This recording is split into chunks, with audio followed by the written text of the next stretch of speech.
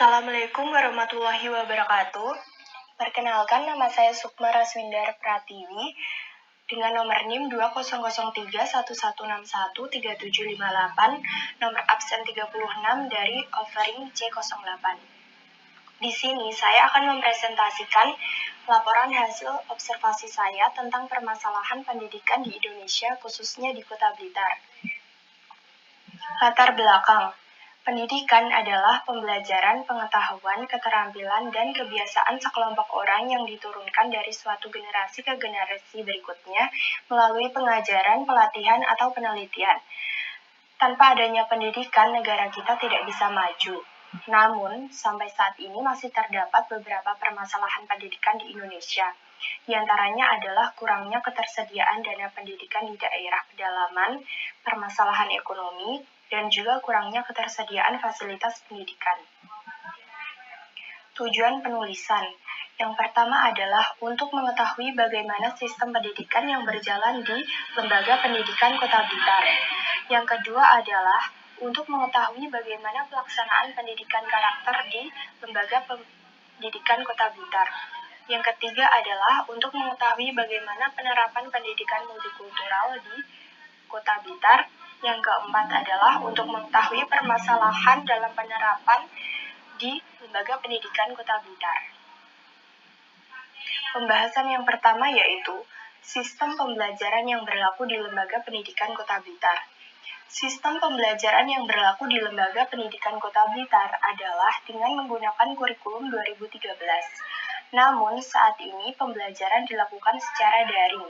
Sistem daring yang diterapkan oleh Lembaga Pendidikan Kota Blitar ini menggunakan beberapa metode-metode pembelajaran, diantaranya yaitu pemberian buku modul dan juga lembar kerja siswa, pemberian materi berupa video untuk memperjelas materi, menggunakan e-learning untuk mengumpulkan tugas, terkadang menggunakan grup WhatsApp untuk berdiskusi antara peserta didik dan juga guru. Namun, terkadang beberapa guru meminta siswa untuk datang ke sekolah untuk menilaikan hasil pekerjaan tersebut, dengan catatan tetap mematuhi protokol kesehatan seperti tetap menjaga jarak dan juga memakai masker. Pembahasan kedua yaitu pelaksanaan pendidikan karakter di Lembaga Pendidikan Kota Blitar. Program pendidikan karakter yang diberlakukan di Lembaga Pendidikan Kota Blitar adalah dengan adanya program Adiwiyata. Lembaga Pendidikan Kota Blitar banyak yang sudah memiliki gelar sekolah Adiwiyata. Program Adiwiyata berperan penting dalam mencetak karakter peserta didik. Dengan Adiwiyata, seluruh warga sekolah harus menjaga kebersihan dan juga kelestarian sekolah secara bersama-sama. Guru mengajarkan peserta didik untuk menjadi karakter yang cinta terhadap lingkungan. Peserta didik diajari praktik menanam tanaman, kemudian hasilnya akan dinilaikan. Hal tersebut merupakan cara yang sering digunakan oleh para guru untuk menjadikan peserta didik menjadi pribadi yang cinta terhadap lingkungan. Pembahasan yang ketiga yaitu penerapan pendidikan multikultural di Lembaga Pendidikan Kota Blitar. Praktek pendidikan multikultural di Lembaga Pendidikan Kota Blitar dapat dilaksanakan secara fleksibel dengan mengutamakan prinsip-prinsip dasar multikultural, apapun dan bagaimanapun bentuk model pendidikan multikultural. Mestinya tidak dapat lepas dari tujuan umum pendidikan multikultural, yaitu mengembangkan pemahaman yang mendasar tentang proses menciptakan sistem dan menyediakan pelayanan pendidikan yang setara, menghubungkan kurikulum dengan karakter guru, iklim kelas, budaya sekolah, dan konteks lingkungan sekolah guna membangun suatu visi lingkungan sekolah yang setara. Hal ini dilakukan dengan saling menyapa terhadap teman dan menyapa guru, dan juga tidak membeda-bedakan sesamanya. Pembahasan yang keempat yaitu permasalahan dalam penerapan yang terjadi di Lembaga Pendidikan Kota Blitar.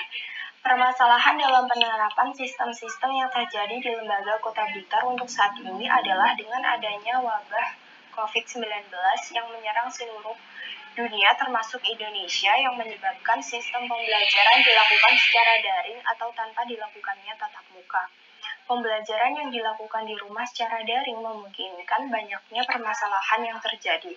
Yang pertama adalah siswa harus memiliki smartphone yang memadai agar bisa mengikuti pembelajaran, meskipun terdapat siswa yang kurang mampu untuk memiliki smartphone.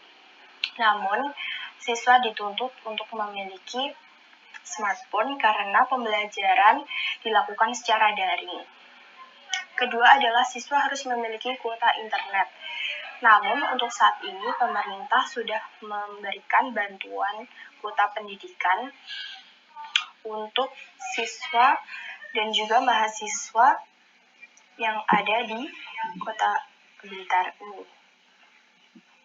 Yang ketiga adalah susah sinyal yang paling sering terjadi terutama ketika cuaca buruk sehingga menghambat pembelajaran. Kesimpulan.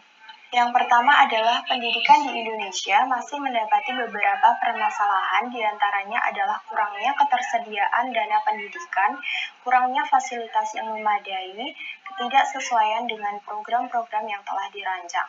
Sehingga kualitas pendidikan di Indonesia untuk saat ini belum bisa dikatakan sempurna.